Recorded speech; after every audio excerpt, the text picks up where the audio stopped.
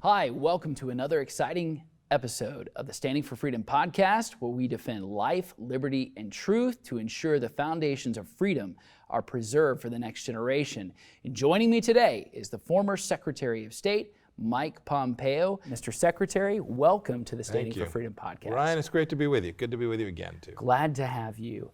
The first question I want to ask is with regard to radical replacement ideology that we're seeing in the public school system, critical race theory. Your work in the State Department, you certainly saw this with unconscious bias trainings and the like.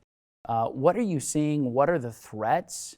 I'm thinking of July 4th. This is a tradition that we've celebrated for years and years and years, hundreds of years, and now it seems as though the left is looking to cancel it entirely. This is really dangerous stuff. We saw it at the State Department. We did our best to stamp it out wherever the embers remained. I think we did pretty good work there. Ryan, you have it right. This is a foundational set of ideas that they are attacking, and they know it. They know this was really important. It's why they are putting so much energy and resource behind it. If you can't say that our founding was somehow racist, if you can say that we are a flawed nation from inception, if you can say that systemic racism exists everywhere and always, that's checkmate.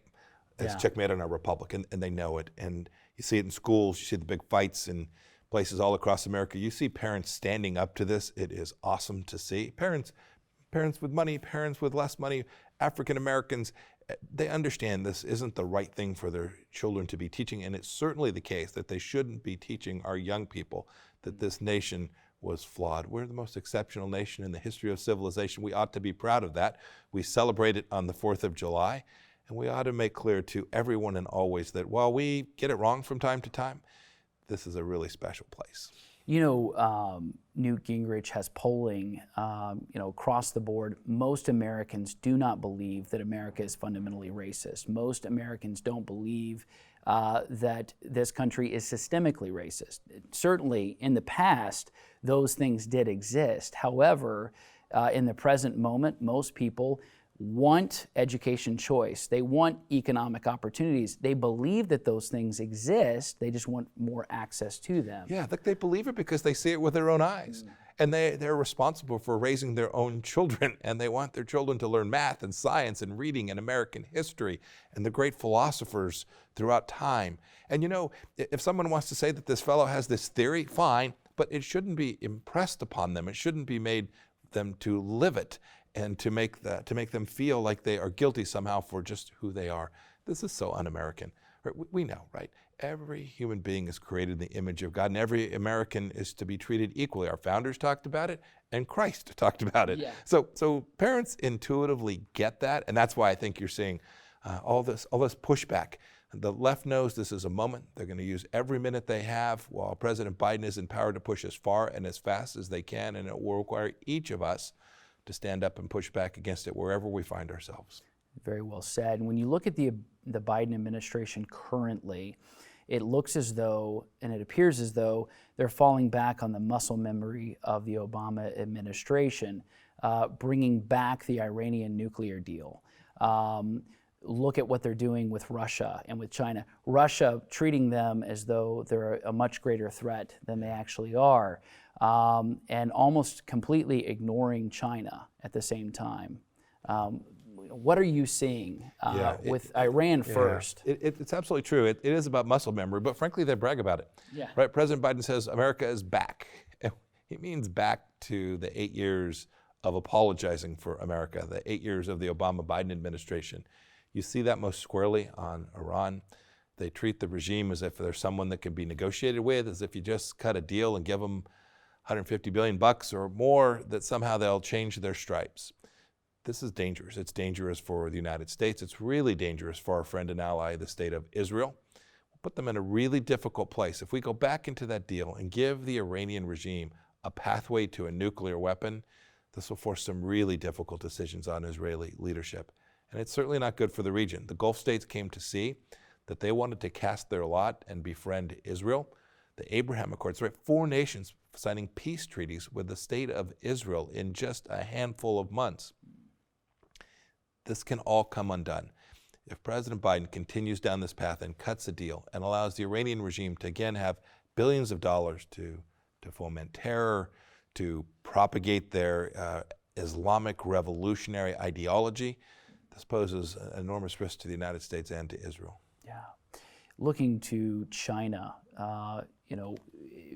whether it's Hollywood, the NBA, you think of all the corporations out there, no one takes them seriously, and yet everybody feels threatened by them, which, I mean, that's ironic, right? The Biden administration doesn't want to touch them at all. What are you seeing? I mean, what are the real threats that we face if they continue to go ignored? Ryan, my sense is the tide is turning on this. There were roughly 50 years since the early 70s when Nixon and Kissinger opened up our relationship with China. So roughly 50 years where we just turned the other cheek. We said if we engaged with the Chinese Communist Party more, that things would get better. Yeah. Well, they didn't get better for the Chinese people, although many were lifted out of poverty. They still have no political freedoms, no ability to practice exercise their own conscience rights. We see persecuted churches, the Christians in particular, the Muslims in the West, 1 million interred, a genocide conducted against their own people. And we didn't see China become any less aggressive abroad, even to the contrary today, conducting information campaigns here in the United States. We had to go so far as to close a Chinese consulate in Houston, Texas, because they operated a major spy ring there. I hope the Biden administration will confront them. This cannot be partisan. This has to be a completely bipartisan issue that recognizes the CCP as the singular greatest threat to the United States of America. You know, we can deal with the Russians. We can deal with the folks in North Korea. If the CCP has its way, they want us to become a vassal state of their nation, and we'll live in a republic that isn't anything that our parents would have recognized, and our children and grandchildren will live in a very different world. We can't let that happen. Good leadership can stop it. And that's what it's going to take. And I hope it'll take 5 or 10 or 15 years to get it right. But if we are determined and forceful and fearless, I'm confident we'll be successful. I want to talk about two fronts. One is religious liberty. The other one is the Second Amendment. So in the First Amendment, freedom of speech, freedom of assembly. I'm for both of them. Absolutely, as you should be. But you said it well and said it best. No nation that would threaten or jeopardize religious liberty, I'm paraphrasing, should consider itself good. And I think that's right. Our neighbors to the north in Canada, you're seeing arrest of pastors. They have lockdowns as though it was still May of 2020. Or March of 2020. It looks very, very different up there. And then, of course, the rest of the world, religious liberty is under threat if America is not leading. So first of all, why do you prize it? I think I know your answer, but why is it so important for the freedom of the nation not to ignore that liberty? So there are both moral and practical reasons that one would want to expand the capacity for individuals to practice their faith. The moral one is the teachings that are in the book that I believe in, the Bible, and that I read. We want to make sure conscience rights are respected. Every human being is, in fact, created in the image of God. And so we need to make people free to practice their faith. Some will choose Christianity, others will choose Islam, some will choose Judaism, some will choose no faith at all, but they ought to have the right to do that. There's a pragmatic reason as well. It is a factual matter that nations that have religious freedom, that let folks believe what they so choose, they're less likely to go to war, they're less likely to be threatening, they're often more prosperous, and that's a good thing for the world and for the United States as well. This is very practical. So we worked hard to expand religious freedom, to protect religious minorities in Nigeria, in Iraq, in Asia, every place we found totalitarian regimes denying basic conscience rights for their citizens. There's a lot more work to do. Yeah.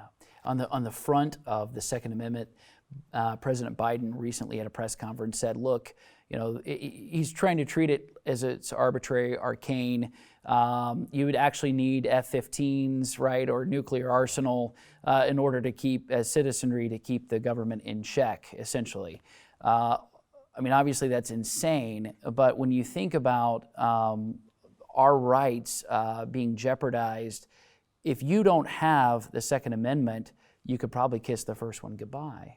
Yeah, it was an odd comment. I hope he regrets it. He probably will.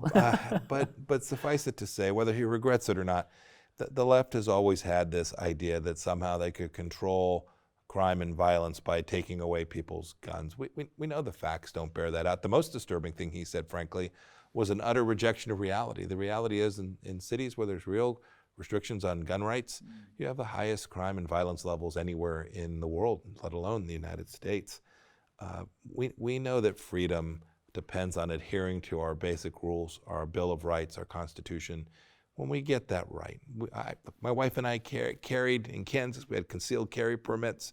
This is something that the Constitution provides to us and the right that the Lord gave us. Yeah. And I hope that we will be able to continue to push back. We want people to do this right. We want them to do it safely. But we know law-abiding gun owners will do that every time, and that the bad guys will always find their way to something, whether it's a gun or whatever it may be, if they want to do harm.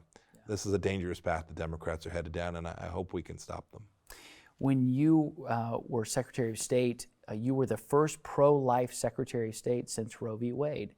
I went back and I looked at that and was like, that's unreal. I mean, we had Reagan, we had Nixon, we had George W. Bush, George H.W. Bush, and yet here you are. Why is that so essential to you when for many so-called conservatives it was not?